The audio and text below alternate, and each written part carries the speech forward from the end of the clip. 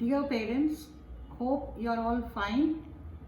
I just wanted to tell you something about National Education Policy 2020, which was approved by Union Cabinet on 29th July 2020. This is the first education policy which has come after 34 years. It has many growing developmental imperatives of our country and is aligned to the 2030 Agenda for Sustainable Development Goals. The National Education Policy is built on the foundational pillars of access, equity, quality, affordability, and accountability. These are the 5 pillars on which the new education policy has been formulated. It is the aim of making India a global educational superpower. It recommends many transformational ideas for school education. The new education policy emphasizes universal access to high quality education, especially early childhood care and education, in a phased manner. Special attention and priority will be given to districts and locations that are particularly socio-economically disadvantaged. It is giving the foundational stage, preparatory stage, middle stage, and secondary stage. The difference is this: earlier it was 10 plus 2. Now it is changed to 5 plus 3 plus 3 plus 4. This is the curricular and pedagogical structure based on cognitive and socio-emotional developmental stages of children. The first stage is foundational stage, which is age 3 to 8 years. 3 years of pre-primary classes plus grade 1 and 2. Preparatory stage, 8 to 11 years, grade 3 to 5. Middle stage, 11 to 14 years, grade 6 to 8. Secondary stage, 14 to 18 years, grade 9 to 12. It also seeks to ensure foundational literacy and numeracy in a mission mode manner. They are going to ensure that all children up to class 2 attains foundational literacy and numeracy. So the emphasis of the curriculum will also be based on that. There are a lot of reforms they are bringing, and they are also bringing holistic development of studies. There will be no hard separation between art and science and commerce stream. There will be no separation between curricular and non-curricular or extracurricular activities between vocational and academic stream. That means that children can take the subject across the stream. Inter or multidisciplinary system is being followed. So a child can take chemistry, physics, maths, and can take also history and English. So, or they can take economics or any other commerce subject like business studies or accountancy with science. Same way, even the commerce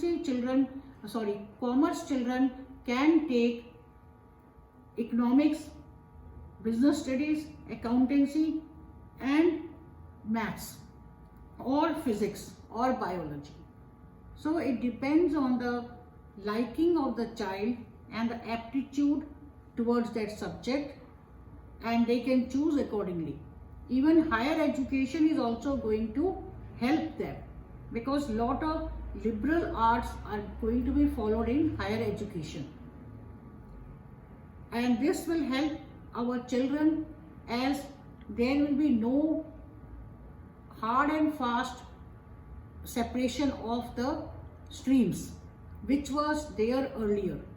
Though CBSE used to also follow the no hard and fast rule, but according to the schools, as NEP 2020 promotes active pedagogy, development of core capacities and life skills, including 21st century skills, experimental learning at all stages. The board exam pattern has also been changed, as already last year it has been changed, and this year also there are certain changes. A lot of MCQ questions are being given to the children, and they are going to change from rote learning to concept based learning. So slowly and slowly the question paper format will also get replaced. And board exams are aimed to encourage holistic development and to test core capacities and competencies. Vocational education will start in school from the 6th grade and will include informal internship, because they are going to emphasize, apart from academics, even vocational education, practical training of children, and that will start from grade 6. NEP also focuses on teacher training and career progression opportunities for teachers at all levels. NEP also emphasizes using mother tongue, home language, local language as medium of instruction at least till grade 5, and at later stages also wherever possible. It is also emphasizing greater emphasis on technology to improve multiple aspects of education, including learning, assessment, planning and administration. As we have all seen in the COVID times, that technology plays a very important role in teaching and learning process.